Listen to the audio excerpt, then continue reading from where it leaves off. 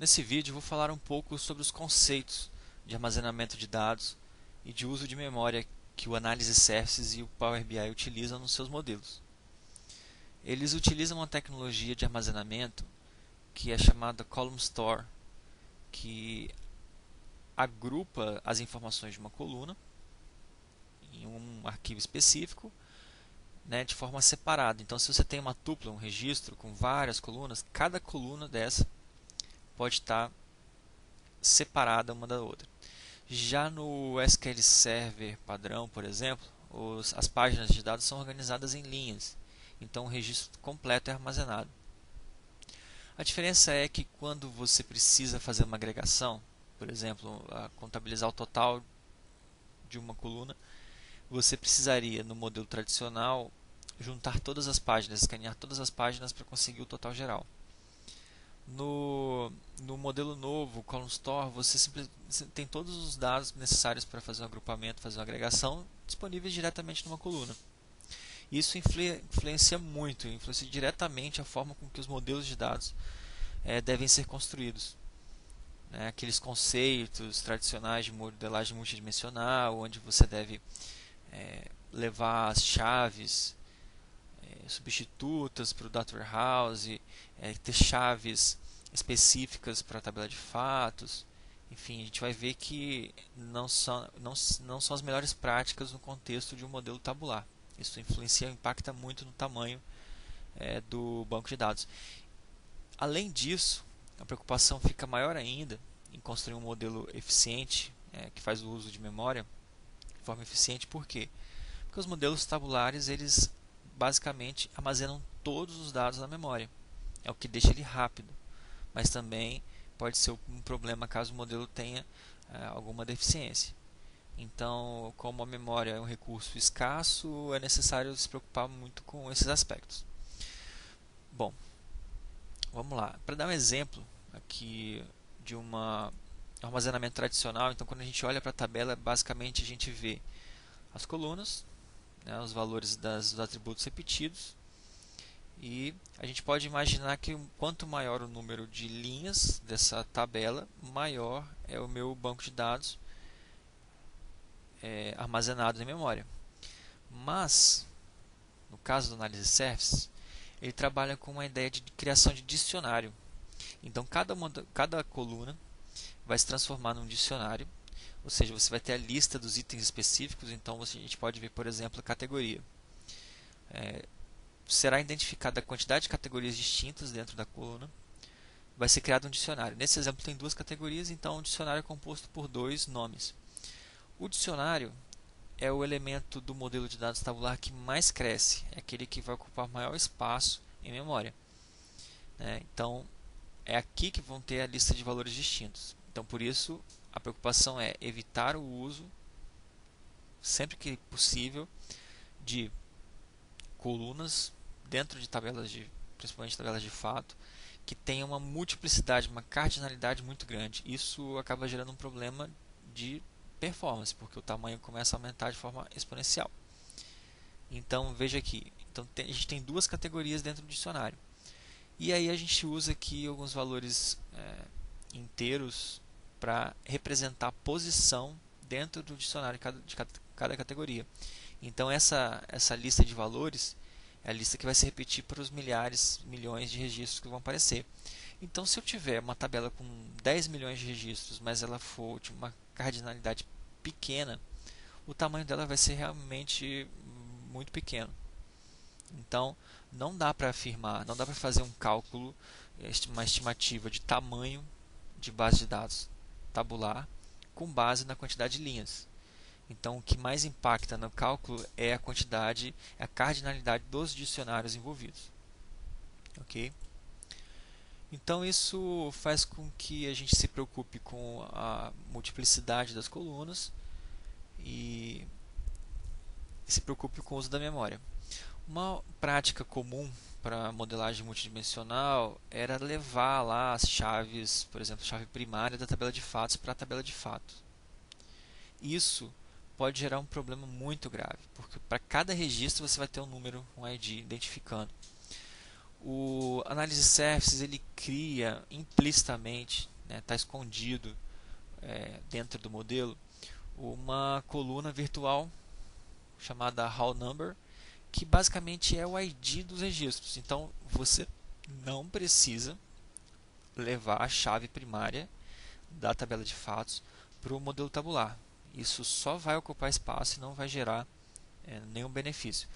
Eu preciso fazer um count de quantos fatos que eu tenho na tabela de fato. Você não precisa fazer um count da chave. Você pode fazer um count rows só passando o nome da tabela que você vai ter a quantidade de registros dentro dessa tabela. Ok? Então, essa é uma primeira dica.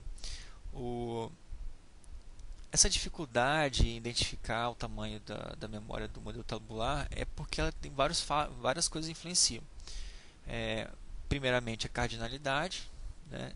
Depois vem o número de colunas, claro. Então, quanto mais colunas, já que são elas que geram os dicionários, quanto maior o número de colunas, maior aumenta o tamanho do banco.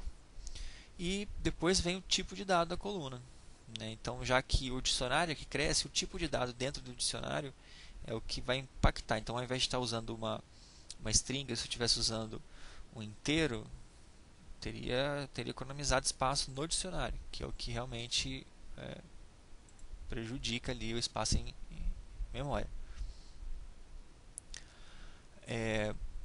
Bom, então, frisando mais uma vez, o número de linhas não é o grande problema.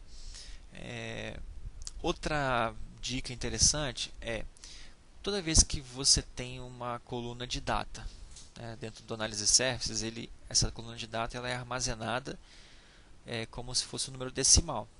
A parte inteira da data ela representa a data mesmo, o dia específico do calendário, e a parte decimal representa a hora. Se realmente for necessário utilizar a hora para alguma análise, é altamente recomendável que você separe essas duas colunas, porque muito provavelmente para cada fato você vai ter um valor distinto. Então seu dicionário vai ser populado com todas as tabelas, todas as datas possíveis dentro da tabela de fatos. Se você separar a data da hora, você vai ter duas colunas, mas vai ter um dicionário que vai ter 365 dias no máximo, 365 registros aqui de datas, e uma quantidade de horas menor, já que você vai poder separar isso daí em quantidades diferentes. Você não vai ter uma multiplicidade para cada dia, 24 horas, 60 minutos.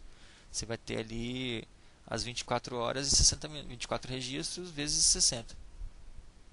Então isso diminui bastante. Então você imagina que tem 10 milhões de registros e você acabou de separar, transformar esses 10 milhões, esse dicionário de 10 milhões em um dicionário de 365 mais uma coluna de hora com 24 vezes 60. Okay? Então, assim, basicamente, os conceitos envolvidos são o uso consciente dos IDs, ou seja, não levar os IDs quando não for necessário para as tabelas de fato, somente os IDs relacionados que são usados nos relacionamentos. Quando você tiver uma tabela de data com date time, realmente é necessário usar ela, você faça a separação do dia e da hora. Nunca leve o ID da tabela de fatos para a tabela de fato, porque não é necessário. Evite criar colunas calculadas, porque elas são armazenadas do mesmo jeito dentro do modelo. E quando tiver, por exemplo, a oportunidade de identificar lá, tem um código específico no modelo que a primeira parte desse código representa, sei lá, o ID da minha filial, a segunda parte representa o setor. Quando for possível você olhar para uma coluna e prever e separar ela em subcolunas, então faça isso, porque o conceito do dicionário vai garantir que você reduza a multiplicidade de valores e diminui o dicionário. E aí depois, quando você for utilizar essas colunas, você pode, em tempo de execução ou no seu painel, criar uma medida que junta elas, que, né, faça concatenação. Isso garante aí o aumento de performance. Ok?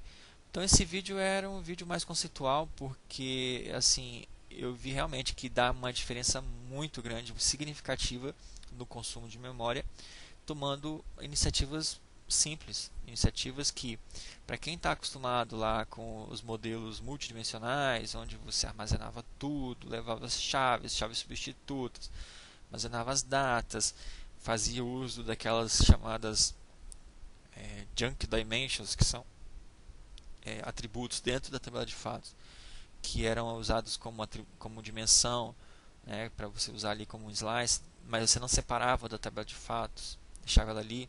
Então isso tem que ser evitado por causa do Column Store, que é uma tecnologia que otimiza muito a consulta pelos conceitos envolvidos, né, de organização dos dados, organização interna dos dados, mas, né, gera um processamento muito grande quando